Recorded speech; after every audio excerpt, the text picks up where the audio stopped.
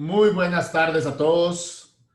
Bienvenidos una vez más a este espacio de ustedes, a su espacio, a un webinar adicional, un webinar más de República Inmobiliaria. El día de hoy vamos a hablar de un tema importantísimo, creo yo, para Guatemala, pero para la ciudad de una manera muy puntual, que es el impacto del confinamiento en la cadena inmobiliaria. ¿Por qué le llamamos el impacto del confinamiento en la cadena inmobiliaria? Porque realmente no es el coronavirus el que tiene hoy por hoy al país en la crisis económica en la que está, sino que es el confinamiento. Es este encierro que yo en lo personal creo que ya está dejando de tener sentido o ya no tiene sentido desde hace muchos días y que tenemos que trasladarlo ya o transformarlo en una apertura responsable de manera inmediata. El día de hoy nos acompañan tres referentes, la verdad es de que no creo que no podríamos haber escogido mejores expertos.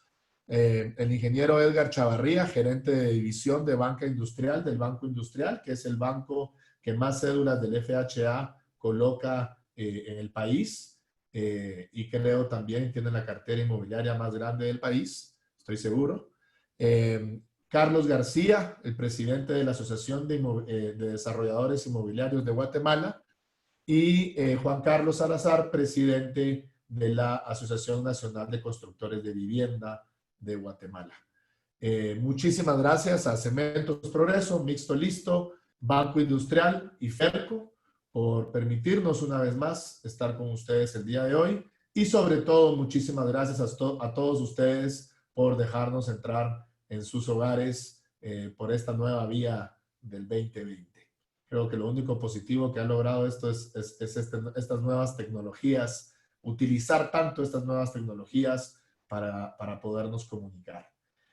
Pues, ¿por qué creemos que es importante hablar de la cadena inmobiliaria? La semana pasada tuvimos en República, un jueves, hablamos de la cadena económica y que hay consecuencias, lo que se llaman las consecuencias no deseadas de las decisiones muchas veces políticas, en este caso todas han sido políticas, y son decisiones que se toman creyendo como políticos que estamos haciendo o que están haciendo lo mejor para el país, o que las decisiones que toman tienen las consecuencias que ellos creen o las deseadas, pero están las no deseadas. Por ejemplo, ¿verdad? Según los políticos, los únicos que están cerrados hoy son los centros comerciales y los restaurantes, ¿verdad? Según muchos ciudadanos y según muchos políticos, eso es lo único que está cerrado. Todo lo demás está abierto y por lo tanto, pues, si hubieran 100 industrias en el país, el 98% estarían abiertas, lo cual no es así.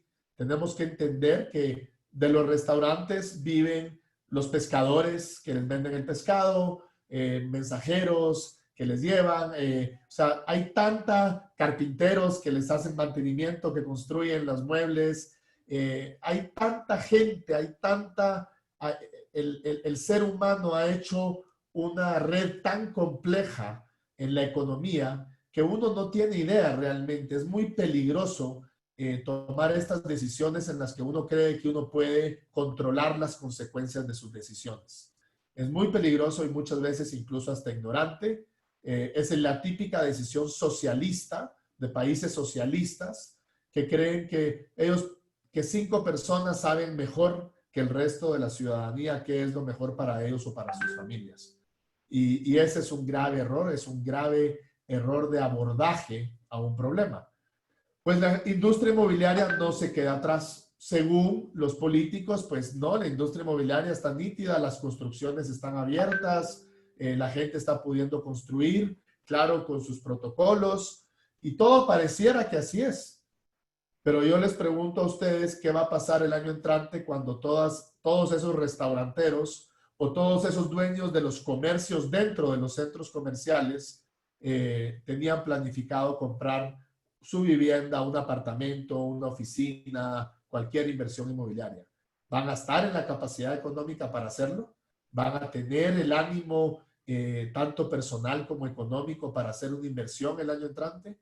¿Cuántas de las ventas que se están haciendo hoy o que se iban a hacer el año entrante dependían de este círculo virtuoso económico en el que estábamos y que ha sido suspendido o que ha sido cortado, digámoslo así, con este confinamiento, que como repito, yo creo que era entendible y comprensible las primeras 2, 3, 4, hasta 5 semanas. Pero ya realmente llevamos 4 meses, vamos para 4 meses y medio, y con todo respeto, yo creo que ya se volvió ridículo. Y lo peor de todo es que el médico que está pretendiendo creer que sabe lo mejor para el país, él cree que va a poder erradicar el virus. Y señores, el virus no se va a erradicar, tenemos que aprender a vivir con él. Los seres humanos somos expertos en mitigar riesgos, lo hemos hecho en los últimos 1000 o 2000 años, y los guatemaltecos no somos la excepción. Los guatemaltecos hemos vivido con conflictos armados, con niveles de violencia fuera de serie, con terremotos, con desastres naturales, y nunca en la vida nos habíamos encerrado en la casa para protegernos.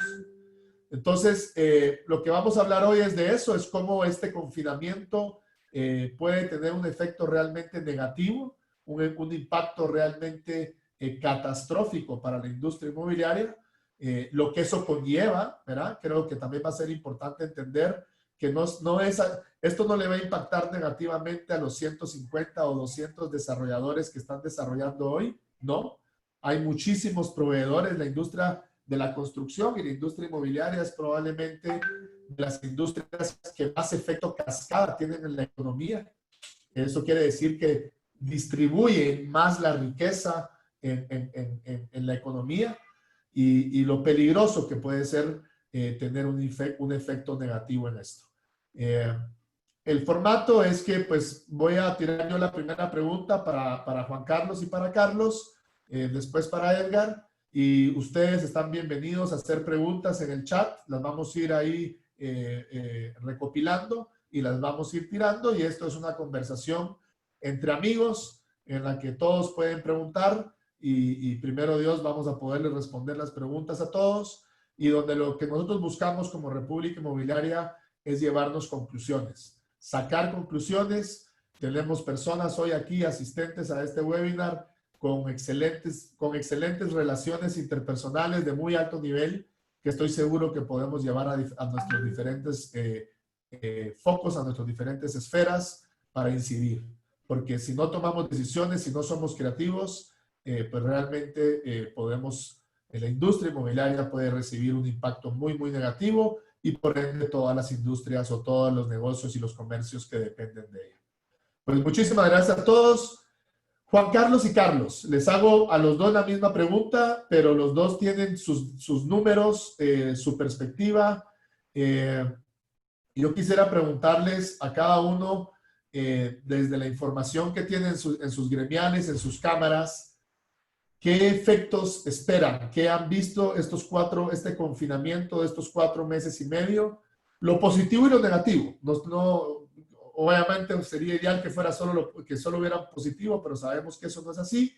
Pero, ¿qué efectos han visto que puede tener en la cadena, sobre todo en la demanda de bienes inmuebles, tanto en estos 6 meses que quedan del año, como por lo menos en los próximos 18 meses hasta diciembre del 2021? Si quieres, Juan Carlos, porque fuiste el primero en meterte hoy, responde tú primero y después va Carlos. Estás en mute, Juanca. Listo. Siendo específico y quedando en el tema de la demanda, o sea, ¿cómo nos impacta del lado de la demanda? La compra de una vivienda es principalmente una decisión emocional, apoyada en muchísima lógica y en muchísima matemática que hacemos, pero es una compra emocional 100%. Y esa compra o esa adquisición o ese compromiso que uno toma, lo toma por la confianza que tiene en el futuro que le depara. Y hoy por hoy el principal problema que veo del lado de la demanda es la falta de confianza del consumidor de qué es lo que, de cuándo termina esto. El mercado inmobiliario es uno de los primeros que se levanta después de una crisis de este tipo. No porque se vaya a vender más, sino porque la demanda se acumula y la demanda empieza a caminar al ritmo que venía, empieza a recuperar el ritmo que traía antes. Entonces, para mí, del lado de la demanda, lo principal es la confianza del consumidor. Mientras no tengamos una confianza de cómo va a ser mañana, de si vamos a poder salir o no, de si vamos a poder ir el fin de semana a almorzar a la calle o salir a un parque, esto va a estar complicado. No, y sobre todo deja de salir al parque. No sabemos si el mes entrante vamos a tener un toque de queda de 4 días o de 2 o de, ¿verdad? Eso creo que esa incertidumbre, yo coincido contigo, es una de las cosas que peor afectan pues, realmente en todo el sector privado, ¿no? En todo el sector productivo. Carlos, desde tu lado, ¿qué han visto ustedes? ¿Qué han visto en la DIG? No sé si tienen números, qué percepciones tienen y qué efectos ha tenido, y qué pueden proyectar, qué pueden prospectar, qué puede suceder. Bueno, mira, digamos, yo creo que va muy de la mano de lo que decía Juan Carlos. O sea, creo que, y lo que hemos visto es que precisamente esa incertidumbre y no poder tener una línea clara de tiempo, ¿verdad? Es lo que al final de cuentas está generando los mayores impactos, tanto en la demanda como también al final de cuentas en la oferta, ¿verdad? Incluso, digamos, hay proveedores que también, producto de la misma incertidumbre, se ven en la necesidad de recortar los plazos o tiempos de sus líneas de crédito. Entonces, ¿qué está pasando? Es que está empezando a haber una contracción producto del miedo o incertidumbre, en función de que no tenemos una línea clara de cuánto tiempo las medidas van a durar, o las medidas, pues al final de cuentas, progresivamente cómo se van a ir levantando, ¿verdad? Entonces, lo que hemos visto es que, digamos, desarrolladores que pues cuando arrancamos a este confinamiento,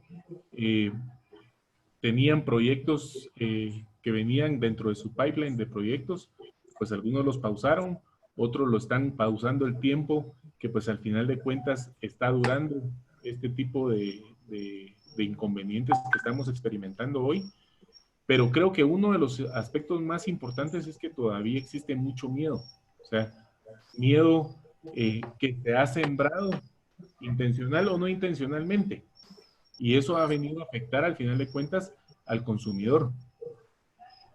Entonces, ¿perdón? Si puedo complementar un poco el punto de Carlos con un poco de números, que sería chilero, es del 100% de proyectos, hicimos un estudio hace poco, del 100% de proyectos que entrevistamos, el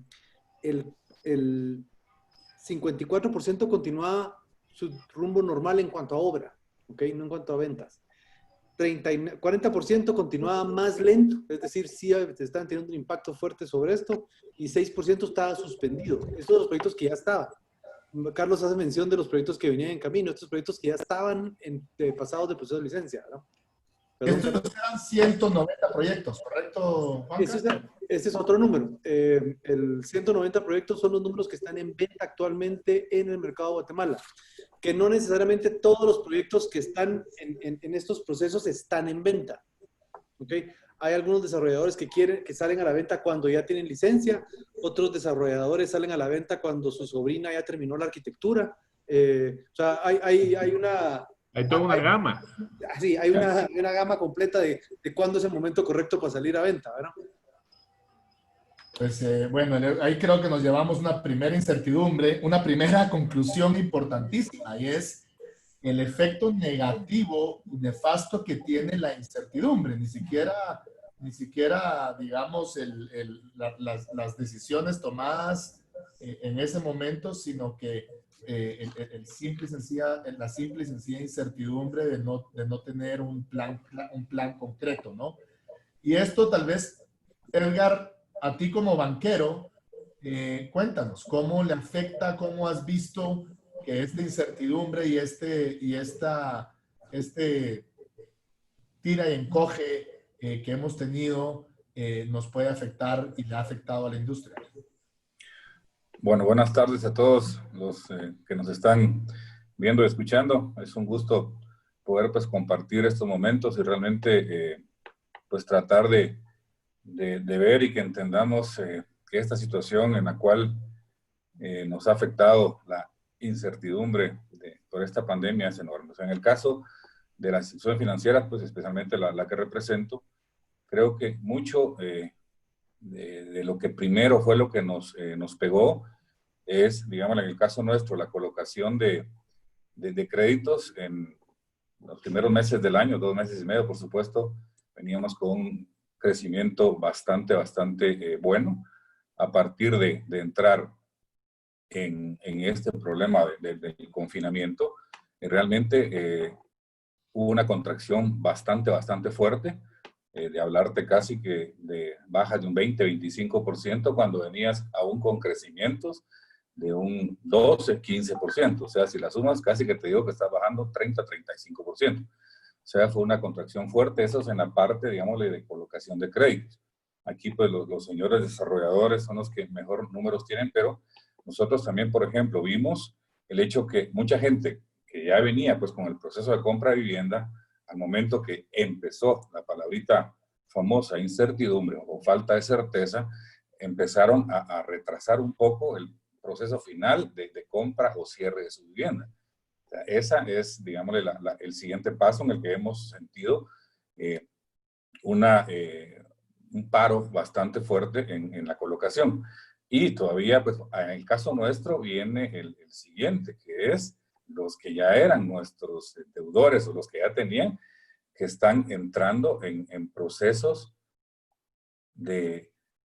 por ejemplo, que tuvieron que pedir diferimientos de pagos, mucha gente que se está quedando o está en suspensión o tiene mucho miedo de qué va a pasar con su trabajo o empresas que lo tuvieron que suspender. Entonces, ahí te viene la siguiente fase que, digámosle, que también a nosotros nos ha generado este paro, que es la parte crediticia de la gente que ya nos tenía deuda. O sea que sí es un efecto multiplicador, y como bien tú lo decías en un principio, ahorita estamos viendo únicamente, creo que una fase muy baja todavía.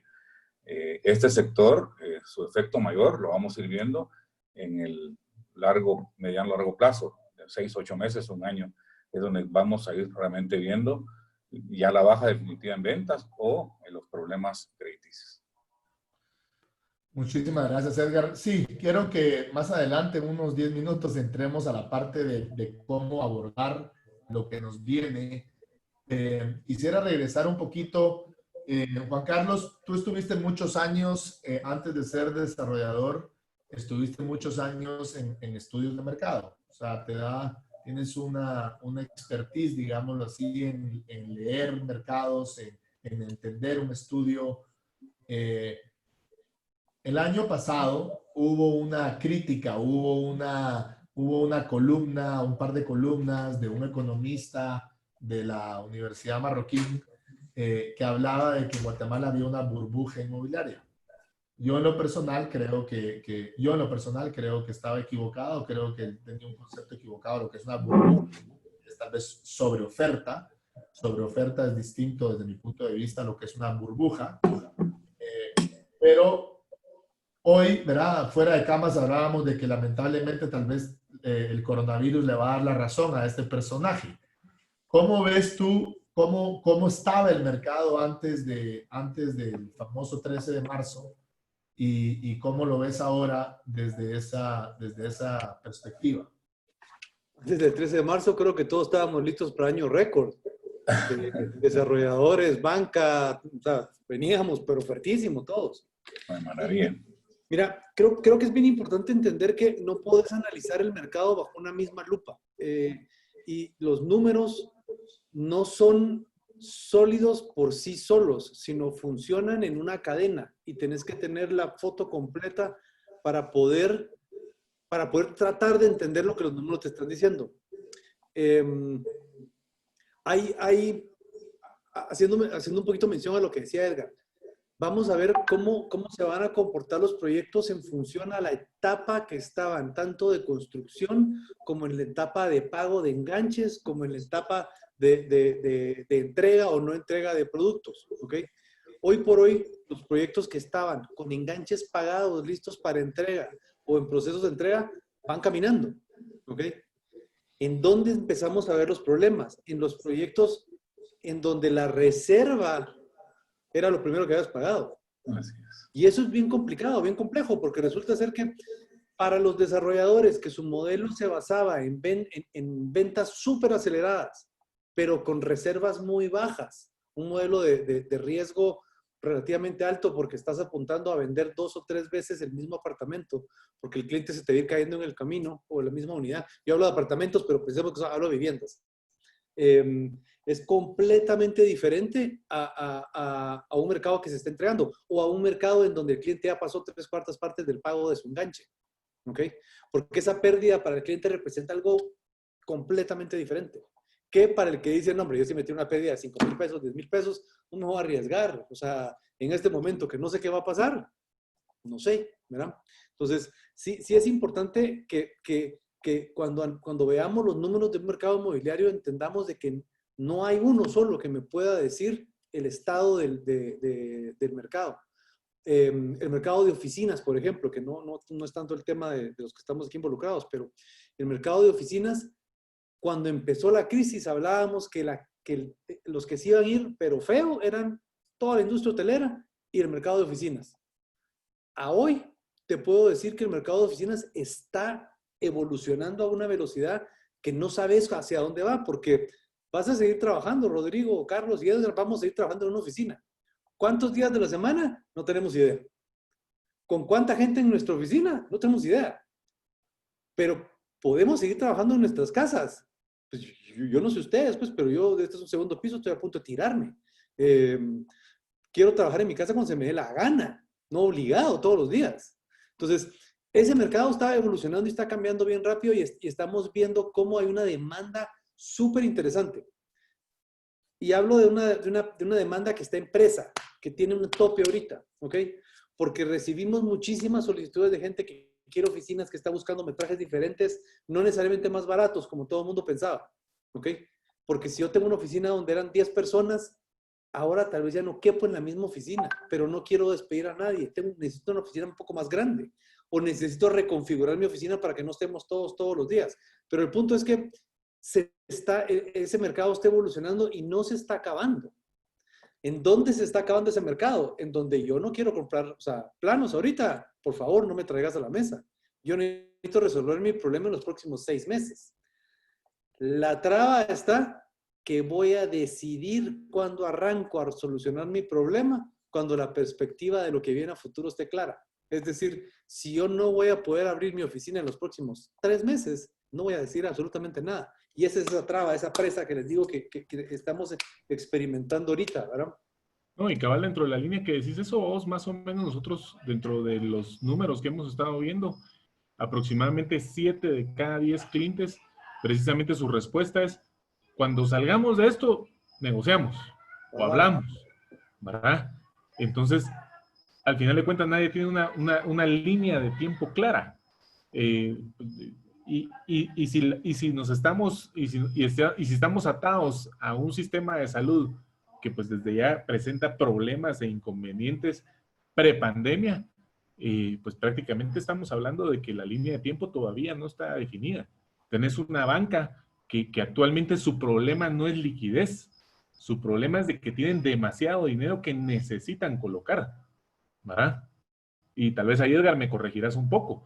Entonces, digamos, es donde al final de cuentas lo que ha estado pasando en el mercado, que es un mercado imperfecto, es que precisamente han estado habiendo esos movimientos y esas corridas, algunas hacia la alza y otras hacia la baja, ¿verdad?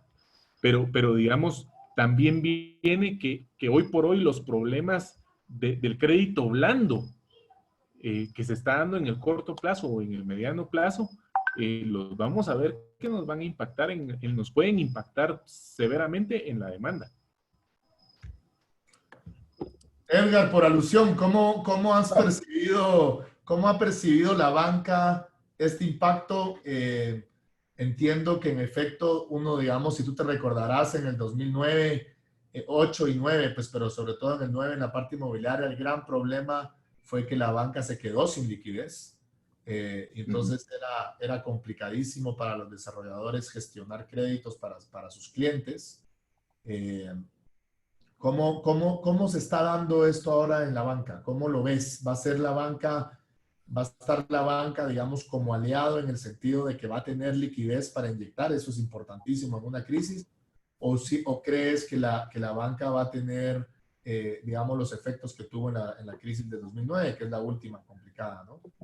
No, definitivamente no se parece en nada la crisis esta a la crisis del 2009. La banca, pues en general, la banca guatemalteca es una banca muy, muy estable, bastante sólida en casi todos los bancos, y te digo que, pues aún con las ciertas decisiones que aún la misma banca central tomó de quienes tuvieran un poquito de baja de liquidez, inmediatamente dar instrumentos para que te pudieras agenciar de esta, no hay ningún problema, todo lo contrario, pues la mayoría de bancos y nosotros en especial estamos atendiendo tanto al desarrollador como al comprador final de vivienda. Por esa vía no hay ningún problema. Pues ahí sí que todos saben y nosotros en especial sabemos que el sector construcción y vivienda en especial son de los pilares que levantan las economías. Por supuesto, nosotros queremos seguir y seguimos apostando a esto. Y te digo, no veo ningún problema en estar apoyando a todo lo que es compra de vivienda. Buenísimo. Tenemos aquí algunas preguntas todavía en esta línea que quisiera hacerles del público. Uno es, ¿cómo ven ustedes que se va a comportar el alquiler de vivienda? Juanca, ¿cómo consideras que se va a comportar el alquiler de vivienda saliendo de esta crisis o durante los próximos 6 meses? Hace unos semanas escribí un blog post cabalmente del tema similar, y es, en este encierro hay gente que va a salir con la misma talla de pantalón, más gordo, que ya no le quedan los pantalones que tiene, o se le van a caer los pantalones que tenía, vamos. Lo mismo nos está pasando con las viviendas. Llevamos ¿cuántos días ya de encierro? Híjole, vamos como para 120 días. Ok, en esos 120 días, la vivienda que vos ocupás o te quedó bien, o ya no la podés pagar, o te quedó grande, o ya no caben, o te diste cuenta de un montón de las cosas que ya no se adaptan a tu estilo de vida. Entonces, una de las primeras reacciones que sí ya es obvia en el mercado es que empezás a ver cómo se empiezan a mover el mercado de rentas. O sea, el mercado de los camioncitos que están haciendo las mudanzas ha estado activo. ¿Por qué? Porque, o sea, de nuevo, la primera respuesta y la lógica que todo el mundo quiere oír es: la gente ya no puede pagar las rentas de Guatemala porque son impagables. Mentira. Es mentira. O sea, la gente se está saliendo de muchas propiedades, pues probablemente porque ya no la puede pagar y está buscando algo más cómodo.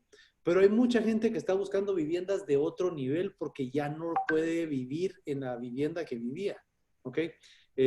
Ahí vas a ver un shift de prioridades. Ese mercado es un mercado con una oferta limitada. Entonces lo que vas a ver es cómo empieza a moverse el mercado de arriba para abajo y de abajo para arriba. Cómo empieza el mercado de rentas a ser interesante, mercados que estaban muertos. Mercados como Carretera El Salvador, que era un mercado que estaba prácticamente muerto en ventas y en rentas bajísimas. Ahorita empezás a ver cómo ese mercado se volvió atractivo, porque resulta ser que tiene un jardincito, que lo que ofrecemos en la ciudad no tiene un jardincito. Y hay gente, como hablábamos hace un rato antes de entrar en esta conversación, pero tal vez porque estoy muy aburrido de estar en mi casa, me hace falta el tráfico. Me hace falta el momento para poder pensar y tener esa catarsis que uno tiene a veces en el tráfico, en el carro, donde uno va solo, ¿verdad? Entonces, yo creo que el mercado de rentas es el primerito que vas a ver que va a tener una reacción. Los precios de rentas no van a bajar. No veo una razón lógica por qué bajen el producto. En Guatemala no hay exceso de producto en renta. Hay ciertos segmentos que tienen exceso de producto en renta, como el segmento A, segmento B+, ¿ok? Pero de ahí para abajo no es un exceso el efecto que uno tiene en la oferta. Gracias, Juanca. Carlos, me preguntan acá que por el momento dice, nuestros clientes no quieren invertir en oficinas, hay incertidumbre. ¿Cuándo crees tú que va a ser el mejor momento para salir de eso? El tema del home office, crees que es importante seguir invirtiendo en esa publicidad digital? ¿Cómo lo ves y cómo lo han visto desde la asociación?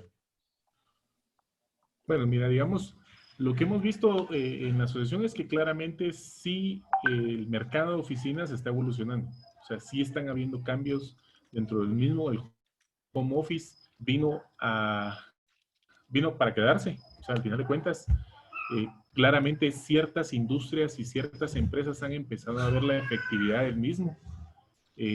Claramente estamos bajo una variable que pudiéramos decir no es la variable de mercado. ¿Por qué? Porque estamos bajo un confinamiento, estamos bajo restricciones que te hacen que al final de cuentas el home office tengas que ser obligadamente más efectivo, ¿verdad? Lo que tenemos que ver es si saliendo del confinamiento es la variable home office se va a comportar con el mismo rendimiento ¿verdad? Y con la misma tasa al final de cuentas de interés ya dentro de cada uno de los usuarios. Pues las oficinas, los que antes tenían tipo call center, sus oficinas, pues van a tener que adaptar sus espacios y pues o crecer o decrecer. Lo que decía Juan Carlos, el mercado de rentas, muchos han especulado de que va hacia la baja, tanto el precio de la vivienda como el precio de rentas, ¿verdad? Y no, pues, o sea, lo que está viendo es, hoy mi necesidad ya no son 100 metros, son 150, o ya no son 100 metros porque mis ingresos y mi cash flow decayó, entonces necesito tener 50 metros. Entonces, lo que está pasando es precisamente una corrida total en inclinos en todos los diferentes segmentos de mercado y edificios que tal vez algunos estaban antes parados porque su problema era el parqueo. Hoy por hoy tal vez no va a ser su problema parqueo porque van a poder tener ese uso donde ya no tenés que tener a todos juntos en una misma zona, pero al final de cuentas es un espacio físico que necesitas por la seriedad empresarial, digamos, ¿verdad? Claramente todos aquellos que eran personas profesionales y todos los que eran oficinas muy compactas, probablemente por la decreción en su flujo de ingresos, pasarán a trabajar un tiempo en lo que logran recuperar sus ingresos, a hacer home office y posteriormente pasarán entonces ya a un esquema de una oficina formal. Lo que tal vez viene un poquito a ver cómo se comporta son todos los coworkers, que pues esos al final de cuentas sí se van a ver mermados en sus ingresos. Y tal vez algunos yo creo que ya incluso tomaron la decisión de cerrar.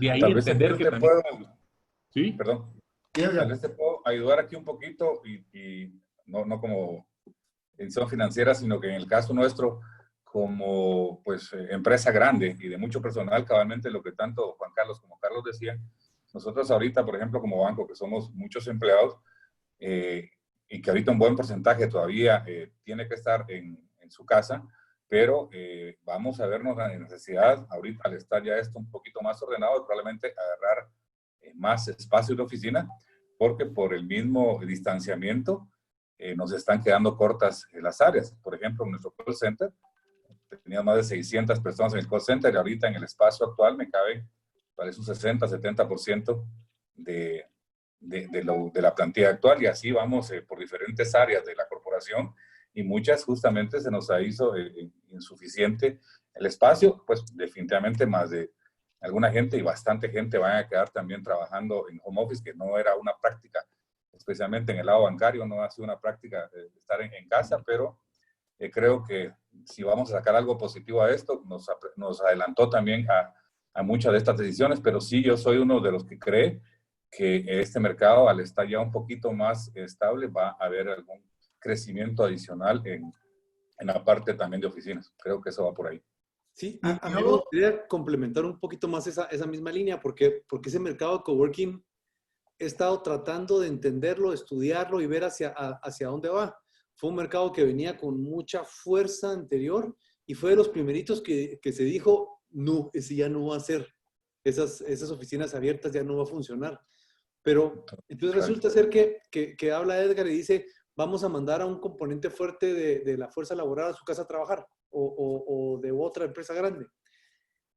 Esas personas que están en su casa van a salir a trabajar, ya sea a un barista, a un café, a un Starbucks, o a un lugar en donde puedan encontrar en donde encuentran las condiciones correctas para poder trabajar. Y eso puede significar una oficina separada, o eso puede significar una sala de reuniones que yo sepa que está limpia, o puede significar un montón de cosas. Y creo que después de estos 120 y pico días de estar encerrado, lo que sí sabemos es que esos mercados van a cambiar. Lo que no tenemos claridad es en dónde vamos a terminar. Sabemos el punto de partida que estamos experimentando todos estos días, pero faltan todos esos experimentos para ver en dónde termina. Yo sí tengo, o sea, creo que ese mercado de oficinas pequeñas, de coworking, y yo no tengo inversión en ninguna de estas, no tengo ningún interés creado, va a terminar bien, va a terminar en algo donde no nos lo esperamos. Creo que incluso hasta la gente de WeWork se va a sorprender que su modelo funciona de oficinas, no su modelo de negocio. Sí, no, es que el modelo, ahí lo que no funcionó fue otra cosa, pero yo en lo personal creo que el home office, como dice Juan Carlos, va a ser opcional. O sea, Juan Carlos dice que él se tira del segundo piso. A mí me tiran del segundo piso si yo me quedo aquí mucho tiempo más en esta. Empezando porque estoy en el cuarto de mi hija, pues mi misma hija es la primera que me va a echar. O sea, un home office no es fácil. No necesariamente las casas en Guatemala están preparadas o los apartamentos están preparados para tener home office. Entonces, lo cual es una oportunidad.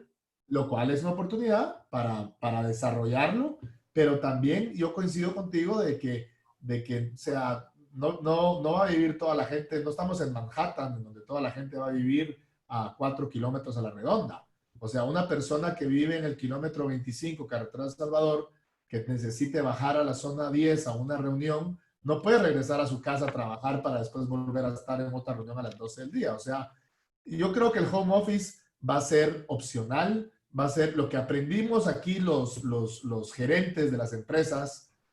Yo rechazaba el home office. A mí cada vez que llegaba alguien a pedirme home office le decía que definitivamente no.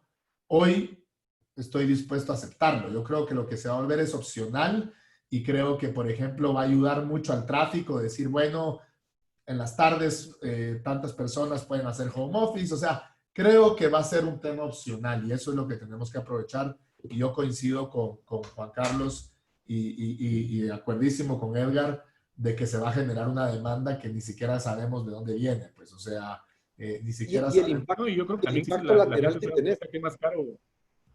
Perdón. Carlos, Carlos. Y la gente se ha dado cuenta que es más caro trabajar en casa, vos, por alimentación, por un montón de cosas que pues al final de cuentas, si ves tu presupuesto, te está saliendo más caro, simple. Así es. ¿Verdad? Quisiera entrarle en los últimos minutos, ya bueno, nos quedan pocos, pero todavía me corrigieron, Juan Carlos, son 130 días los que llevamos de confinamiento, 4 meses y 8 días. O sea, yo empecé 10 días antes, así que llevo los 140. O sea, somos el país con el confinamiento más alargado del mundo. Y según les cuento, un reportaje que salió en República hoy, con los indicadores de Coprecovid, estos indicadores de per cápita, de contagiados en los últimos 15 días per cápita, ningún país del mundo, ninguna ciudad del mundo estaría abierta. Ninguna, con esos indicadores.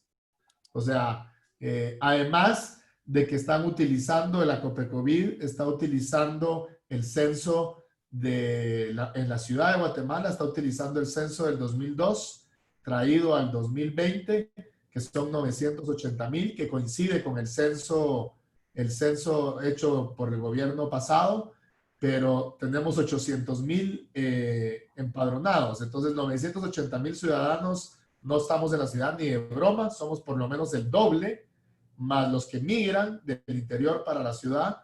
Estamos hablando de que en la ciudad por lo menos ciudadanos, o sea, habitantes en la ciudad. No estoy hablando de los que vienen a trabajar a la ciudad por el día. No, estoy hablando de los que vienen a trabajar a la ciudad por el mes, ¿verdad? O sea, de San Marcos, de Huehuetenango. Estamos hablando de que por lo menos hemos de estar en 2.4 millones de habitantes y la Coprecovid está utilizando 960,000. O sea, señores, alguien a quien le puedan hablar. Si no cambian esos indicadores de aquí al domingo, si utilizan esos indicadores, vamos a estar cerrados como para el 2030.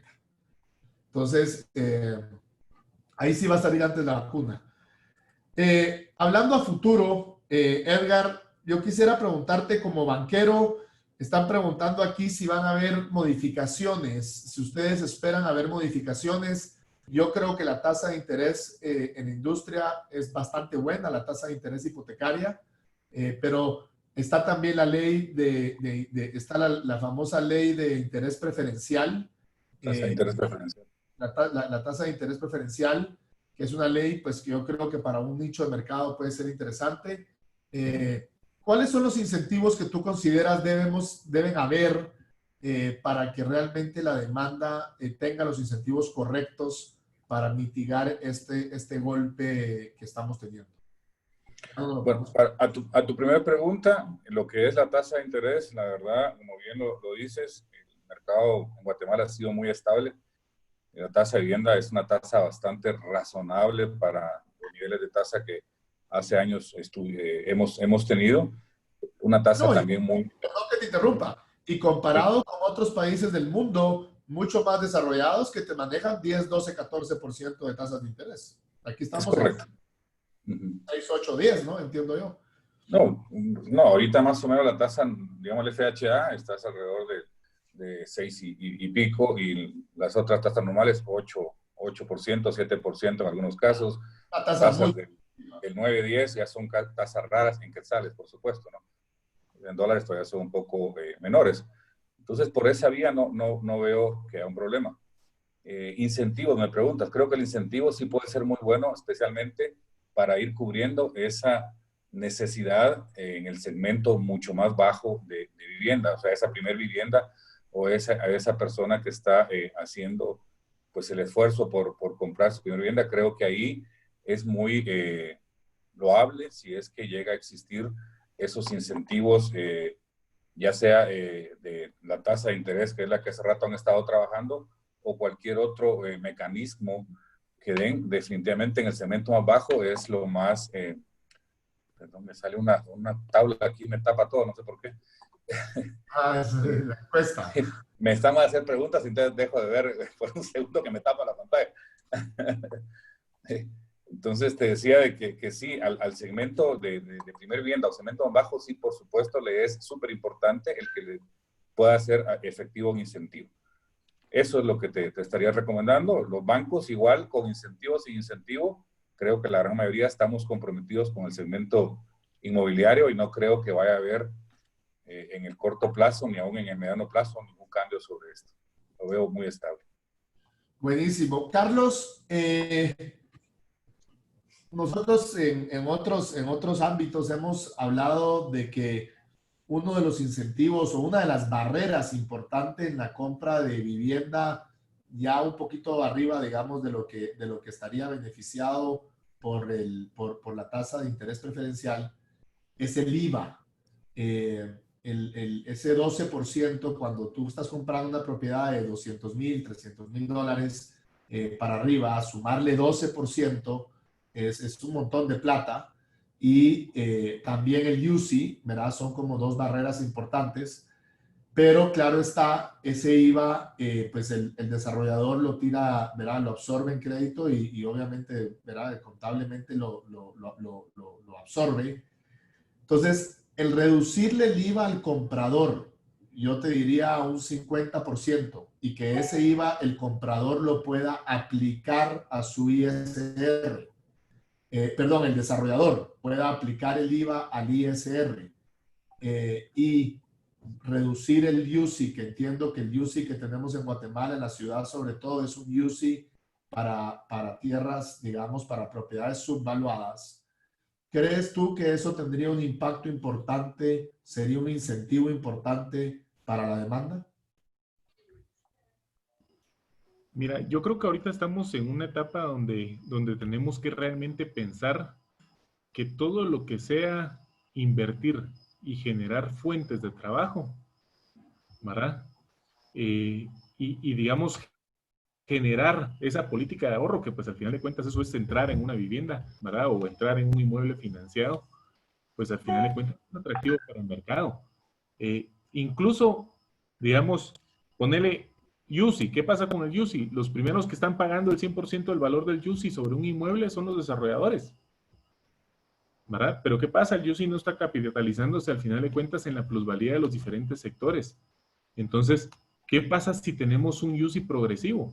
¿Qué pasa si tenemos, por ejemplo, un IVA progresivo que lo que incentive la inversión? Porque hay capitales de guatemaltecos, indistintamente de los nichos de mercado o los segmentos de mercado en los que están, hay. Entonces, ¿qué pasa si lo que podemos hacer es decir, ok, a la primera vivienda una exención del IVA o un porcentaje del IVA? A la segunda vivienda que usted invierta, otro porcentaje de IVA. O sea, ¿por qué? Porque al final de cuentas todo eso genera que lo que estemos generando son fuentes de trabajo. Las fuentes de trabajo generan una mejor calidad de vida. Una mejor calidad de vida te sacan de esas economías de subsistencia. Hoy la gente está especulando en que los precios de vivienda se van a caer un 30%, ¿verdad? Y pues al final de cuentas, si consideras y ves los márgenes y los costos, pues ¿qué pasaría con un desarrollador que no logró colocar sus unidades? ¿Prefiere dejarlas como un patrimonio, como home office, o prefiere dejarlas como un patrimonio temporal, rentarlas y posteriormente ya pasar a su comercialización? Entonces, creo que, digamos, sí pueden haber incentivos que hagan que la reactivación sea más rápida. Tenemos una banca sólida, con capital disponible, tenemos modelos y mecanismos que nos permiten incluso llegar hasta 3 millones a través del FHA, pues lo cual es un abanico bastante amplio. Lo que tenemos que hacer es también despolitizar todas aquellas, digamos, toda aquella propuesta, todo aquello que es, al final de cuentas, también vivienda de interés prioritario, y que podamos, al final de cuentas, trasladarlo a la iniciativa privada. Hoy ¿cuántos proyectos se están dando a través de, no sé si ya se llama FOWABI, FOPABI, o si todavía existe o no existe, ¿verdad? Entonces, creo que si agarramos toda esa plata, la juntamos, la ponemos realmente a trabajar bajo un sistema de una tasa preferencial, también ayuda.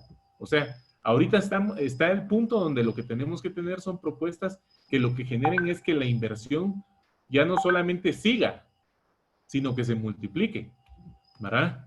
Demanda hay, déficit habitacional hay, nichos de mercados desatendidos hay, ¿verdad? Pero por ahí creo que podría ir un poco. Gracias, Carlos. Yo creo que ahí tú tocaste algo importante, ¿verdad? Es cuestión de ser creativos y de despolitizar. Lamentablemente es imposible porque los que aprueban esas decisiones son los políticos, pero lo que sí es importante es despartidizar, o sea, que no se vuelva un tema de que hay partidos políticos que lo bloquean simplemente porque no quieren que otros políticos se pongan la medallita.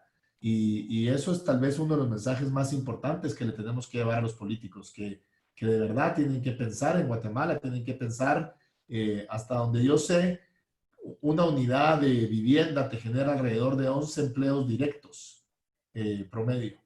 Y lo que te genera, lo que te genera eso de catarata de capitales, ¿verdad? De cascada de capitales, es realmente importante en la generación de empleo. Y como tú dices, eso es lo más importante. Estamos perdiendo a un ritmo de casi 1,000 empleos diarios, hoy por hoy, con este confinamiento que estamos viviendo, y va a haber que generarlos. Y la construcción es un generador de empleo realmente importante. Juan Carlos, ¿tú qué opinas? ¿Qué crees tú que podrían ser incentivos importantes o incentivos que de verdad generaran ese impacto positivo en la demanda? Vamos a ver, tal vez la demanda va a existir. La demanda podemos incentivar que actúe al ritmo de la oferta, pero la demanda existe. La demanda es la necesidad creada de vivienda, que es una necesidad básica que todo ser humano tiene. Y tenemos una demanda todavía de viviendas, no solo por el déficit que venimos arrastrando, sino porque nuestra población creció lindo durante los 70s, 80s, 90s y 2000. O sea, vamos a tener un crecimiento de demanda. Y tenemos a una banca, como decía Edgar, que está dispuesta a apoyar ese mercado. Entonces tienes la necesidad apoyada por la capacidad de compra, tienes una demanda demostrable que está ahí, ¿no? El otro lado... Perdón, para explicarle a la audiencia, cuando dices creció lindo en el 70s, 80s, 90s, ¿te refieres al boom demográfico? Al boom demográfico, que hicimos arriba del, ¿qué? 2,70%, casi 3% en varios años.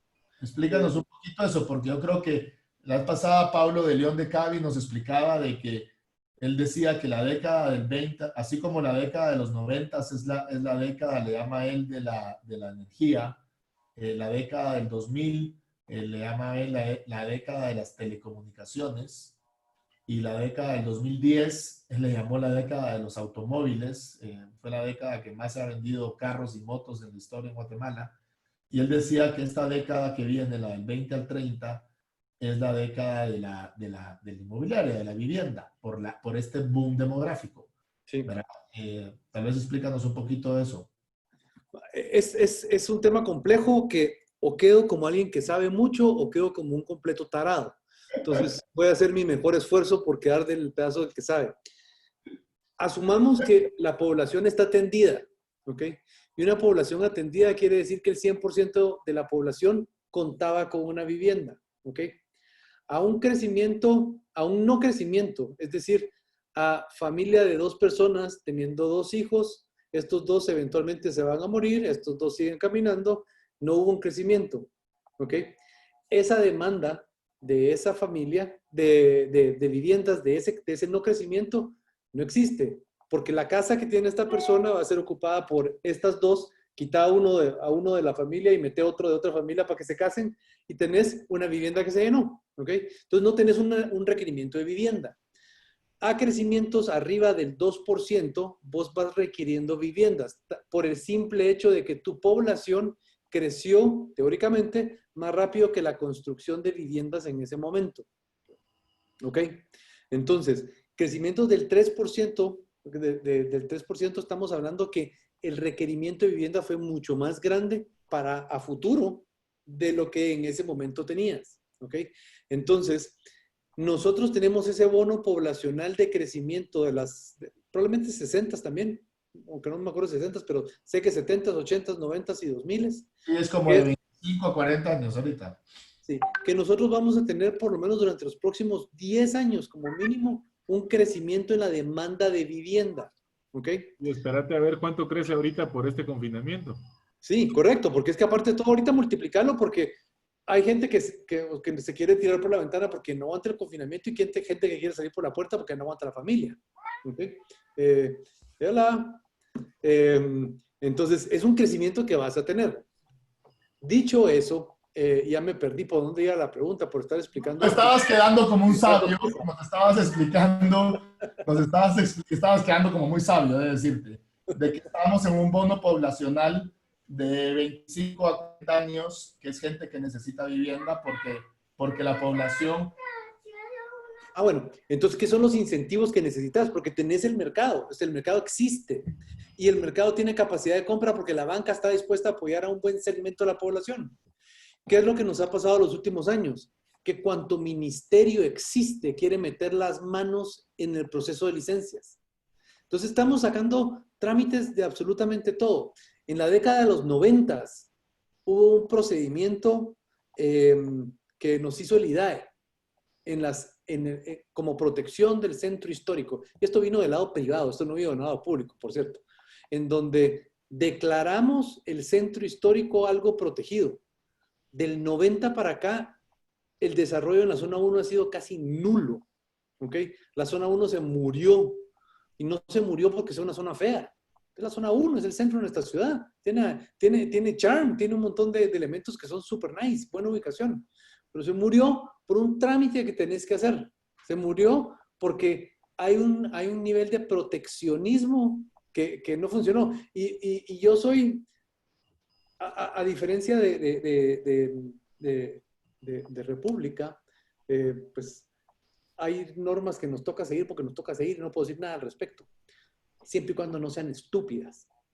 Pero esta de estar protegiendo casas, por ejemplo, hay un reglamento nuevo que dice que toda propiedad arriba de 50 años es patrimonio de Guatemala. No jodas, 50 años en una casa no es nada. Cualquier basura tiene 50 años. ¿Ok? Entonces, mucho del problema que tenemos ahorita es que no podemos alcanzar nosotros la demanda de viviendas porque no nos dan el chance. Porque tenés que trámites en el Ministerio de Ambiente, tenés trámites en el Ministerio de Cultura, tenés trámites en Aeronáutica, tenés trámites en... Ayúdame, Carlos, porque yo soy malísimo para todo. Aeronáutica, Conred, tenés IDAE, tenés Salud, DPD, DCT, Empagua. Sumándose, no. Para ir concluyendo, Juan Carlos, ahí tu parte, entiendo que lo que vos decís es que lo que más necesitamos, que es muy válido, es, y hay un análisis que Guatemala es el país que tiene más trámites para hacer una empresa, son más o menos 5,000 trámites, es algo ridículo comparado con otros países de América Latina. Vos lo que decís, Juan Carlos, es que lo que le deberíamos de pedir al gobierno es que se haga a un lado un poco más, que no, o sea, que nos quite tanto trámite, tanta tramitología, que es la que realmente le genera tanto problema al mercado, porque ahí no estamos hablando de oferta y demanda, sino que simplemente es el mercado en sí el que sufre esos procesos burocráticos. Sí, la demanda en zona 1 está, cada proyectito que sale se vende, sin importar el rango de precios, se vende y se vende muy bien. ¿Okay? Y yo no estoy diciendo que no haya regulación. En el caso de ciudad, cuando hablas de ciudad, el tema socialista sí es súper importante, porque si no tenés regulación en una ciudad, sí se vuelve un desmadre absoluto, o sea, no funciona. En las ciudades sí tenemos que tener algún grado de regulación. Lo único que necesitas es certeza, dame certeza de que sí y que no. A mí, por ejemplo, yo soy de los que cuando crearon el POT en la ciudad de Guatemala, me encantó, porque yo sabía exactamente cuánto vale cada oportunidad de desarrollo que tiene la tierra ahora. ¿Okay? Yo quisiera trasladar un poquito la pregunta a la parte financiera. Edgar, yo en lo personal he tenido un par de experiencias que me han llamado mucho la atención. Uno fue conocer a una persona que me dijo, yo quiero comprar una propiedad, un apartamento con mi esposo, tenemos el dinero del enganche, podemos pagarla con lo que ganamos de sueldo, podemos pagar la cuota, pero no nos alcanza para el UCI y por eso no podemos comprar una vivienda. ¿Cómo ves eso? O sea, financieramente hablando, ¿cómo ves esos incentivos? ¿Qué se podría hacer para que de verdad todos esos millones de personas y esos 2 millones, que eso va con una pregunta que nos están haciendo aquí de déficit de viviendas, que ahí hay cuantitativo y cualitativo, y eso es en todo el país, no solo en la ciudad. Pero, ¿qué crees tú que podría pasar para de verdad acelerar la compra, para acelerar la demanda y que ese bono poblacional que tenemos en todos los niveles socioeconómicos pueda adquirir una vivienda lo antes posible? Yo creo que nosotros en Guatemala gozamos de una institución que es muy técnica y que pues nosotros como banco le confiamos mucho. ¿Cuál es el FHA? Creo que el FHA cada vez está teniendo un rol mucho más importante en justamente poder llegar a ese mercado que digamos, que como tú dices, tal vez o no. Yo hace un rato estaba viendo algunas preguntas que decían mucho del enganche. O sea, yo creo que si alguien no alcanza para el enganche o no le da mucho el enganche, el mejor mecanismo es el FHA. O bien, pues, afianzadoras privadas que igual pueden trabajar. Creo que ese es un gran brazo que tenemos los bancos para poder meternos mucho más fuerte a lo que es el sistema de vivienda, el FHA. El UCI, por supuesto que el UCI sí, eso totalmente de acuerdo con todos los que han tocado este tema, es casi un impuesto de por vida que te queda en lo que es la casa. Creo que sería un gran motivador el hecho de que pudieras venir y pues ya tengas una mejor manera de poder calcularlo o una forma realista de poder calcularlo. Creo que, ¿cómo se llama? No es, digamos, el UCI como tal, no, a nosotros como banco no es que nos afecte, pues, porque no va directamente en la parte del crédito, pero sí le afecta directamente al vendedor y posterior a al cliente, pues que se queda, como te repito, con depende del valor de la propiedad, hasta casi con una renta interesantísima, solo para el efecto del impuesto. Creo que sí puede ser un buen incentivo el que se revise y que sea un UCI bastante más razonable. Pero te concluyo con que creo que el mecanismo está y el FHA funciona y funciona muy bien. Creo que eso por ahí podríamos tener bastante. Juan Carlos. Carlos. Dos cosas importantes. Y aquí me voy a quitar el sombrero de Anacovi y me voy a poner el sombrero de Juan Carlos Salazar. ¿Ok? El UCI es un impuesto sobre el cual las municipalidades locales se hacen de recursos para teóricamente servirnos a la población. Entonces, tiene una función muy importante. Donde está muy mal enfocado en Guatemala es que pagamos lo mismo por una casa, por un apartamento, por un terreno, por una fábrica, por lo que tengas. ¿Ok? Pagas un impuesto de tierra. Y la tierra es exactamente la misma donde estoy sentado yo ahorita, a donde vos estás, a donde está Carlos, a donde está Edgar y a donde están todos los que están aquí. La única diferencia que tenemos en la tierra es la deseabilidad que existe por ese lugar geográfico que está encima de la tierra. Y ese lugar, esa deseabilidad que tiene ese lugar geográfico es lo que crea ese sobreprecio de la tierra que en determinado momento puede existir. Y ese sobreprecio es el que debería de pagar. Guatemala es la única ciudad que yo conozco, porque estoy seguro que tal vez en África habrán algunas, en donde la calle principal de la ciudad, en este caso la Avenida Reforma, es nuestra reina, nuestra calle reina de Guatemala. Hay milpas, hay parqueos de superficie y propiedades abandonadas. ¿Ok? ¿Por qué se puede dar este lujo? Porque en Guatemala es exageradamente caro comprar tierra, pero es muy barato tenerla. ¿Ok? ¿Por qué paga el mismo impuesto alguien que se desembolsó $35,000 para comprar su vivienda y estiró hasta donde le llegó el hule para ir con Edgar al banco para que le den el crédito y paga porcentualmente lo mismo que pagaría teóricamente ese que tiene el terreno de la Reforma, que lo tiene sembrado de milpa? ¿Ok? Hay un problema de cómo la ley funciona ahí. Está súper equivocado desde ese punto de vista. No estoy diciendo que se expropie la tierra, estoy diciendo que la tierra que no te genera valor a la sociedad debería pagar un impuesto. La tierra que me causa problemas a la sociedad, esa debería pagar un impuesto más caro que la que me está generando valor productivo en la sociedad, ¿verdad? Por un lado. Y por el otro, solo regresando a los incentivos, porque no quiero que se me olvide, es propuestas como la ley de interés preferencial, sí es un incentivo fuertísimo para la compra de vivienda. Tenemos una tasa muy agresiva en Guatemala y es muy buena nuestra tasa. Pero la diferencia de pago de 500 pesos, de 400 pesos para alguien que gana 5,000 pesos es el 10%. Sí. ¿Ok? Entonces, no, y deja eso, ahí digamos, tal vez importante ¿verdad? Es cómo calculan, ¿verdad? O sea, si ganas 5,000 pesos y el banco te da el 30%, entonces la cuota que aguantas son 1,500. Por lo tanto, si tienes un incentivo de 500, digamos, si te bajan la tasa de interés en 500, la cantidad de gente que puede adquirir ese crédito es muchísimo mayor. O sea, bajas 2, 3 niveles en la pirámide y son millones de personas las que pueden aplicar a ese crédito versus... míralo al revés. Míralo diferente. Pensá que esa persona que podía accesar a un crédito de este nivel, ahora puede subir al siguiente nivel. Y ese incremento de nivel es un incremento de estilo de vida. Es una creación de riqueza artificial, si lo quieres ver así al principio, pero que se va generando y generando y se vuelve realidad en el largo plazo.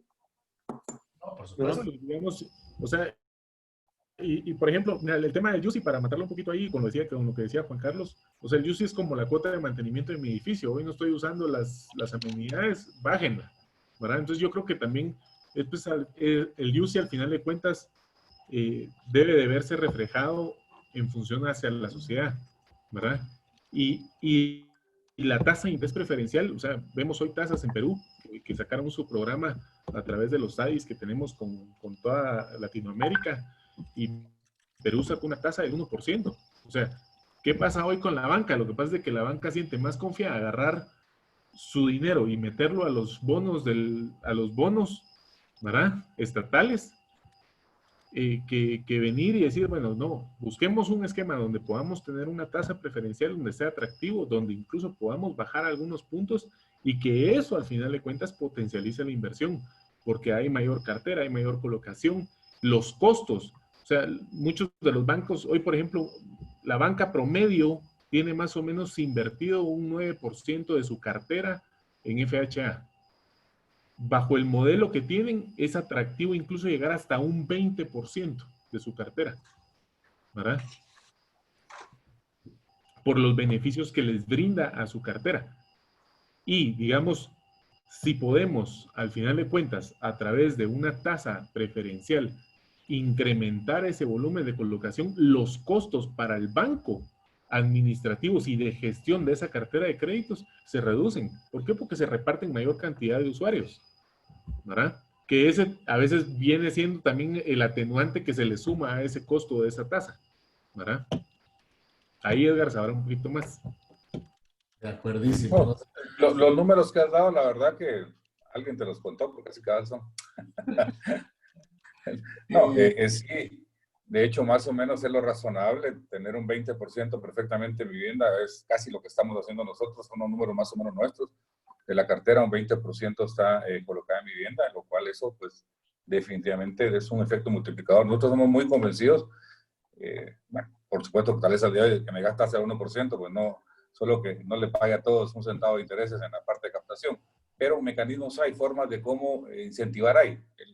La gente que te invierte y que le hace un crédito de vivienda es una gente que nosotros, lógicamente, le apostamos a futuro. Es un cliente permanente, es un cliente en el cual, pues, tal vez hoy le puedes dar el crédito, pero conforme ese nivel de vida, a ese nivel, él mejora su forma de vivir, mejora en un tiempo su trabajo, es alguien que le puedes ofrecer posteriormente más productos, seguros, tarjetas, ahorros, o sea, ya hay otro montón de líneas que nosotros, por lo menos en lo que es el BI, sí creemos y confiamos en que esto es una relación, uno, de largo plazo, una relación que tiene que ser para todos bueno. Y pues lo de la tasa definitivamente es el precio, que eso muchas veces te lo tendrá que dar el mercado, pero no, creo que no hay ningún, digámosle, ningún desincentivo a poder mejorarlas, eso sin lugar a dudas. No, y yo creo que, perdón, sí, Juan Carlos. No sé, no, o sea, yo era muy chiquito, tal vez vos sí estabas en edad de trabajar, Rodrigo, pero en la época de Vinicio Cerezo, se vendían casas con carpa. O sea, era la época en donde el desarrollador sacaba carpita, sillas blancas, mesa blanca y la gente hacía cola para comprar las casas. Y las tasas eran del 25, 27%. O sea, no eran ni remotas las tasas que tenemos hoy. ¿Okay? No tenés que irte a la época de Vinicio Cerezo. En los 90s, el crédito en dólares era del 12% y el plazo era de 7 años. Y lo daba creo que uno o dos bancos, y te estoy hablando de 1997. Y la tasa... Creo que la mayoría de créditos se colocaban al 16% de vivienda. Cuando era un crédito baratísimo en vivienda, daba 12 o 14. Baratísimo. Casi que regalando. Yo estaba en el colegio en esa época, no tengo idea. Sí, seguro. Pero ¿En qué colegio? No sabemos, porque ya te han sacado como 10. No, yo creo que otro efecto importantísimo, tenemos que entender qué efectos tiene, ¿no? Cada industria. Yo creo que uno de los efectos importantísimos que tiene la industria de la vivienda y la industria inmobiliaria es que te genera lo que es el famoso país de propietarios. Y eso suena muy cliché, pero realmente un país de propietarios, el milagro peruano, que lamentablemente la gente no lo menciona muchísimo, la gente habla mucho del milagro chileno, pero no hablan del milagro peruano, que es realmente impresionante, literalmente de Pinochet, perdón, de Fujimori para acá, es mucho por eso, es porque volvieron el país un país de propietarios. Y eso te genera, o sea, todas estas condiciones que estamos hablando ahorita, te genera eso, te genera propiedad. Y ese sentido de propiedad es sumamente importante para una sociedad. Tenemos que ir cerrando ya. Me encantaría que cada uno cerrara con cuál sería su apreciación ideal para entrarle al 2021 de la mejor manera? ¿Qué creen cuáles serían ustedes sus 2, 3 recomendaciones para que nuestro periodista estrella ahí, Braulio Palacios, nuestro periodista especializado en inmobiliaria, pueda publicar mañana de qué tiene que darse o qué debería de darse, empezando por la apertura responsable de la ciudad y del país lo antes posible? ¿Qué tiene que darse para que el 2021 sea, pues por lo menos tan bueno como lo teníamos previsto hace unos meses? Y tal vez solo, Juan Carlos, antes de entrar a esa conclusión, me gustaría que nos dijeras cuántos proyectos están proyectados desarrollarse en el 2021. Solo antes te voy a contradecir con lo del país de propietarios. Yo creo que necesitamos un país con viviendas y el acceso a la vivienda por medio de rentas es clave, porque así vamos a educar a nuestro mercado a que comprar es algo buenísimo. Entonces, al final del día. Tenemos que mejorar el sistema de rentas, tenemos que quitar esa bendita ley de protección al mal inquilino. Entonces me preguntaste qué... No me contradice. Sí, no. Pues porque tu programa no quiero decir que así como, ay, me está contradiciendo. Va. ¿Cuál fue la pregunta que me hiciste? Disculpa. ¿Cuántos proyectos hay en el pipeline para desarrollarse en el 2021? Aquí hay 2 categorías que tenés que analizar. Uno es cuántos están ya en licencias, y este dato tengo yo de la ciudad de Guatemala, no tengo del resto del país. Pero en la ciudad de Guatemala, el último dato que teníamos es que habían 123 proyectos en proceso de licencia. ¿Ok?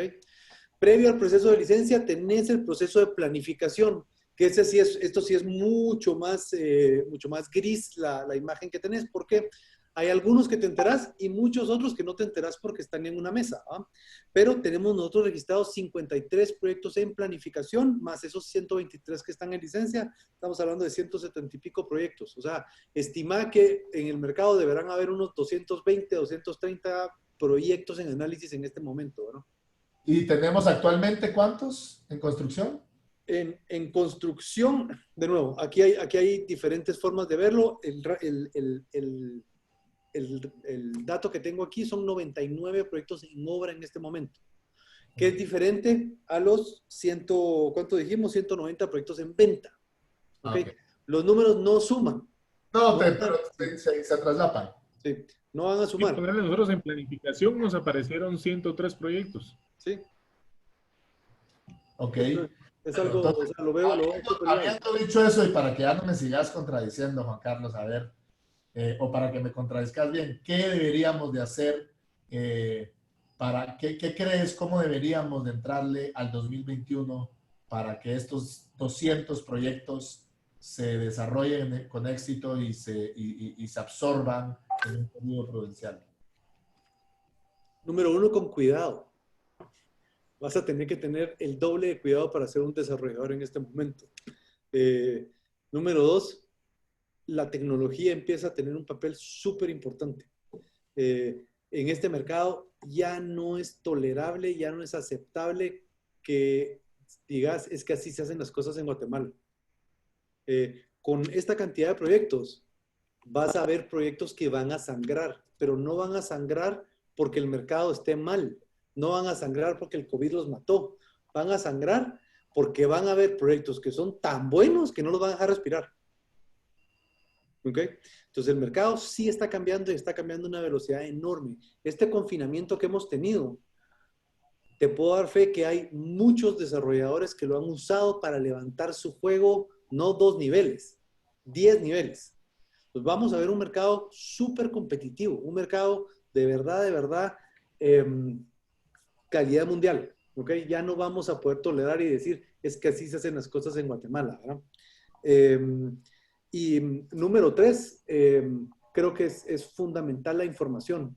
Creo que es fundamental que en este mercado empecemos a valorar y a tomar decisiones en función de números y no en función de yo creo, yo pienso y me dijeron.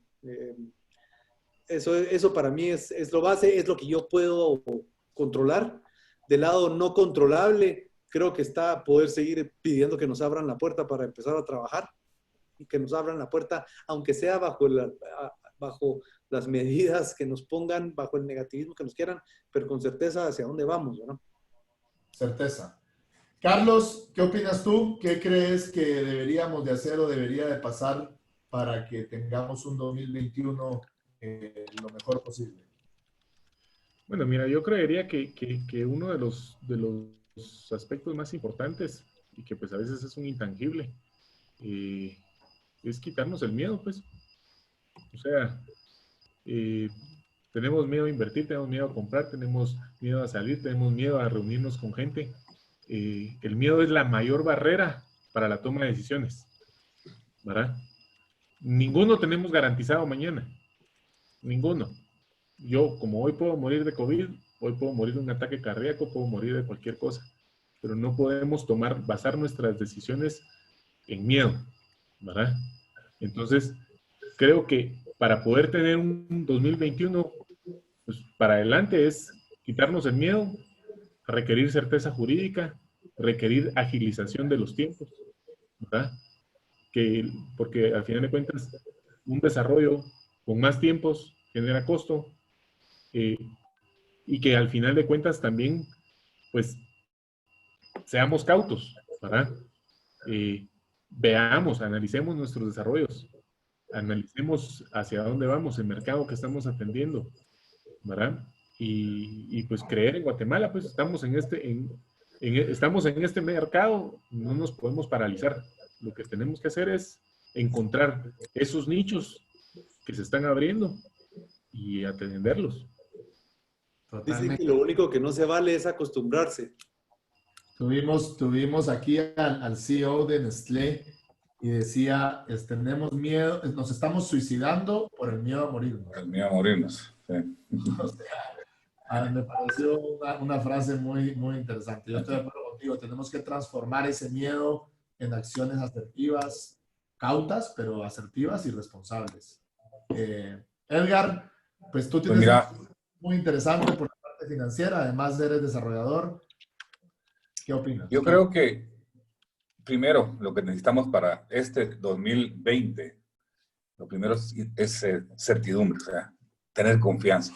Ya no podemos seguir con que a ver qué pasa este domingo, o si nos meten un día más o un día menos, o placas, ahora van a hacer la raíz cuadrada de no sé cuánto para que sepan quién tiene que hacer o quién tiene que salir, o que te sigan con horarios tan restringidos y que no te dejen realmente trabajar. Yo creo que eso ya debe de terminar.